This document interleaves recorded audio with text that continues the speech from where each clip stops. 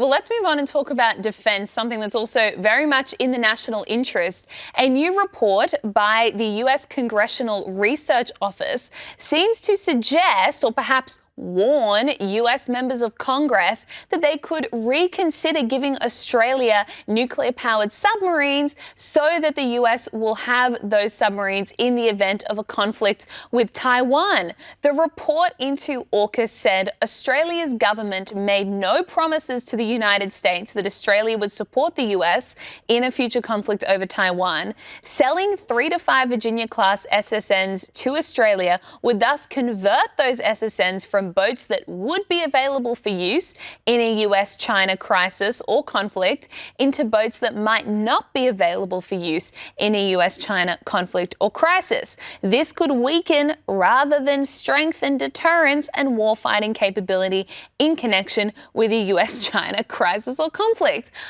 This is exactly where we were going to end up, with a government that can't decide whose side they're on. This is not the time to be cozying up to China and not giving assurances to the US, our number one ally. This is the time to pick a side, Western civilization or communism. I want to go with the West, but our government doesn't have a backbone and they haven't done that. And now the US could be considering not giving us the Virginia-class subs. If you're going to invest your nuclear technology into another nation, you want to be sure that that nation is going to have your back.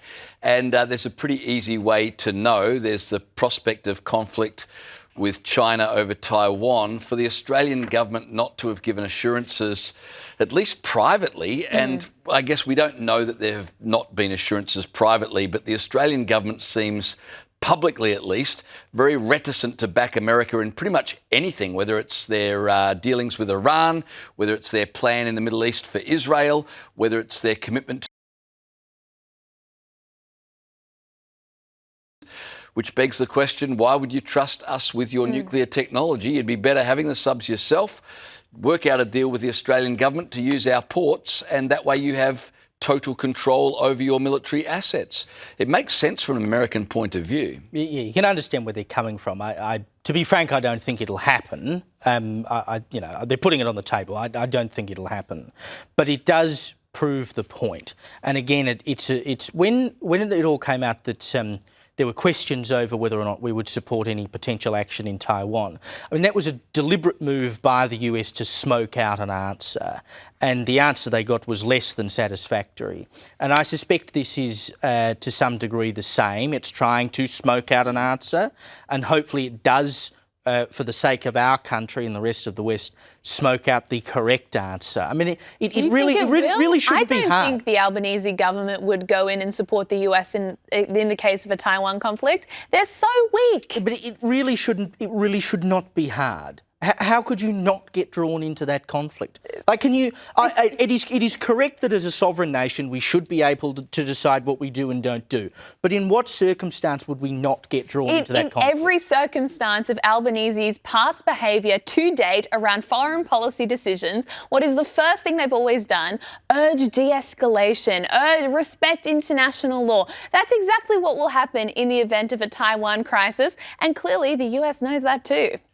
Yep, well, they certainly don't like Donald Trump, despite what Anthony Albanese claims. I think they would have much preferred a Kamala Harris presidency.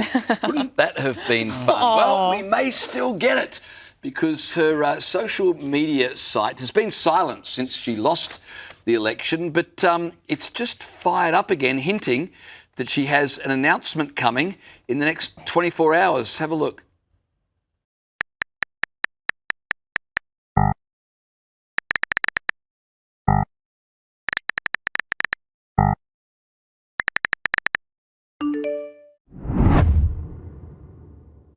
Now, of course, knowing Kamala Harris, that might not be an advertisement for anything. It may just be that she was drunk trying to log in, and that's why we... Well, and they're going to tell us tomorrow that she was drunk. That, exactly, when she sobers up. A lot of people would prefer she just stays logged out from the account, but many are tipping that in the next 24 hours she will announce that she will run in 2028.